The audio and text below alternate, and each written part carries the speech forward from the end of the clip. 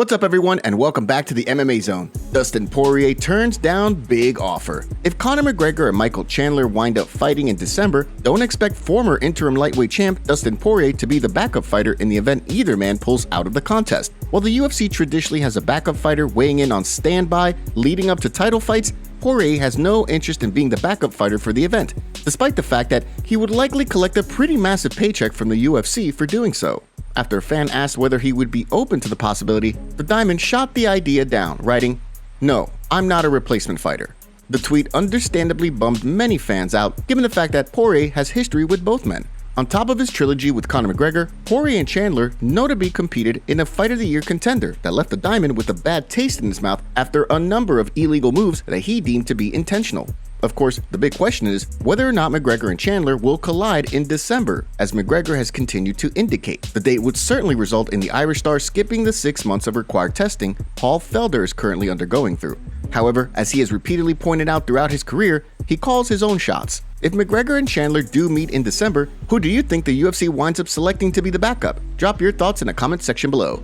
Alexander Volkanovski predicts Ciryl Adesanya vs Sean Strickland. At UFC 293, Ciryl Adesanya will look to earn his first successful title defense of his second reign as champion. Leading up to the fight, it sounds as though many are confident that Adesanya will be able to pick the streaking contender apart on the feet en route to a stoppage win. However, as others have predicted, Strickland will likely look to mix things up with his clinch work and grappling. With that being said, the middleweight champ has already stated that he could be looking to secure a submission win over the #1 contender in order to finally capture the first submission victory of his career. With less than a week to go until the fight is set to take place, featherweight kingpin Alexander Volkanovski recently gave his prediction for the fight in a video for his YouTube channel. Sean's going to talk, Sean's going to try and get under his skin, so that's going to make it fun, but I feel, Izzy's obviously, I feel like he's going to really put it on him, especially with the talk that's going to happen. I think Sean Strickland is going to definitely pay for some of the things he's going to say. And stylistically, yeah, I feel like he's going to definitely get hurt. Although Strickland has notably been working on his grappling leading up to the fight, he's also maintained that he may wind up in a kickboxing match with the champ, much like his UFC 276 clash with Alex Pereira. When the two men step into the octagon in Sydney, do you think Strickland has what it takes to capture UFC gold? Drop your predictions in the comment section below. Shout out to our first comments on yesterday's video. Thanks for the support. UFC reveals big plan. On the heels of a wildly successful event in Paris, it sounds as though the UFC will be making France a regular stop on its yearly schedule. With a high-ranking French star on their roster in Ciryl Gane, the promotion has capitalized on its popularity, holding events in Paris this past weekend as well as in September. According to UFC executive David Shaw, the promotion could be returning to France frequently in the future as a way of making an investment in the sport. The event was a huge success. And coming here tonight and having the performances the French athletes, that all the athletes put on, and the performance also of the fans, it kind of validated, what the thesis was from the very beginning, which is, we make a commitment to France, and the number of athletes is going to increase, our partnerships are going to increase, the attention around building mixed martial arts in the country is going to increase, and that's played out tonight right in front of our eyes. As fans saw over the weekend, the French crowd went wild throughout the event, packing out the 8-core arena from the first fight of the night. Even former UFC champ Conor McGregor was impressed by the turnout, chalking the event up as a win for MMA and the UFC in Europe, writing, "Lovely gate for Europe. Nice collection here. Great to see. Well done, UFC Europe team. There's money in Europe. Excited for Ireland event."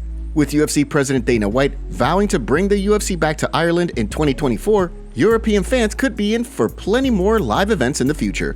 Before we continue, make sure you give that like button some love and be sure to subscribe to the MMA Zone for all of the latest news. Khamzat Chimaev HELPS training partner get UFC win. At UFC Fight Night Paris, light heavyweight veteran Volkan Oezdemir picked up a big submission victory over Bogdan Guskov, returning him to the win column after dropping a decision to Nikita Krylov back at UFC 280. Following the win, Oezdemir spoke to media members to reflect on the victory and everything that went into his training camp. As he explained, it was none other than streaking 2-division contender Khamzat Chimaev who helped him get his first submission win in 11 years. After spending his third straight training camp at All Stars MMA in Sweden, Oezdemir entered the octagon in Paris with the confidence of knowing that if he can handle the grappling onslaught of Chimaev, he can grapple against anyone. Of course, because once you're able to protect a takedown, just stand back up against this guy. You know you're gonna be able to do that against everybody else. You know, just the input he puts, the volume, you know, and the intensity he brings all the camp.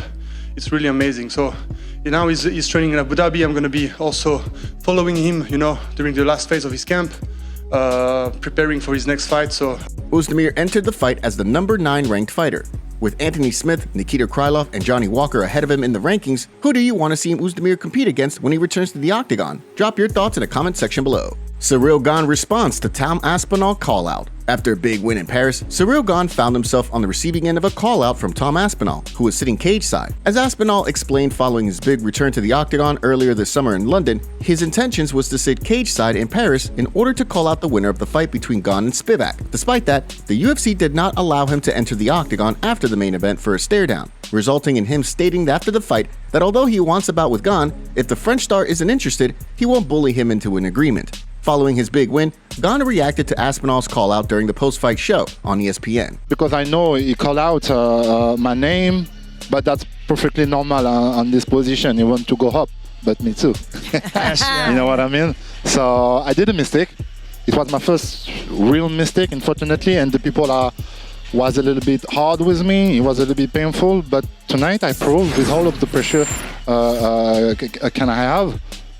I did very great, and I proved it, and I want to still on my rush and on my rest, and I want to go back to the belt for sure. Given that only one fighter, Sergey Pavlovich, sits ahead of Gane in the heavyweight rankings, it'll be interesting to see who the French star fights next. From the look of things, what the UFC decides to do next could largely depend on how things play out between Jon Jones and Stipe Miocic in November. After a big win on Saturday, who do you want to see Ciryl Gane compete against next? Drop your thoughts in the comment section below. And now for a breaking news story of the day. We have a UFC fighter arrested for allegedly choking a man in West Hollywood. Jason Mayhem Miller allegedly got into a verbal altercation at the Sunset Marquee in West Hollywood when a fan approached him to say hello. But things turned into a verbal altercation and eventually led to Miller putting the fan in a chokehold. He left the club before the sheriffs were called, but returned to the club the next night where he was arrested and booked at 5 a.m. Miller has had an extensive run-in with the law in the last few years, and this is just icing on the cake. He was sentenced to 1 year in prison in 2019 for vandalism and violating a protective order, and again in 2021 was sentenced to 1 year in prison for felony domestic violence and resisting arrest.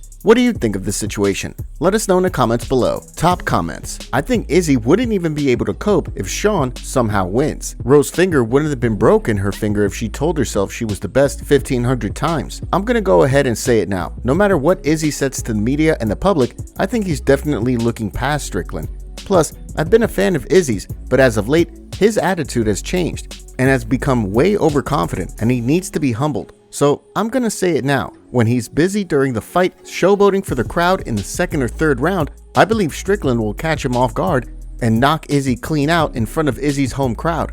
Cause I think Izzy believes every country he fights in all of a sudden is his home. Africa, China, New Zealand, and so on. Guess he needs to show his birth certificate for people to know the truth. I'm sure if it was brought up, he would pull out the old race card. Anyways, Strickland will shake up the fighting world when he flatlines Izzy in complete embarrassment in the middle of the octagon and in front of the entire fighting world. If you want to be featured on our next video, make sure to leave a comment and don't forget to check out yesterday's video in case you missed it.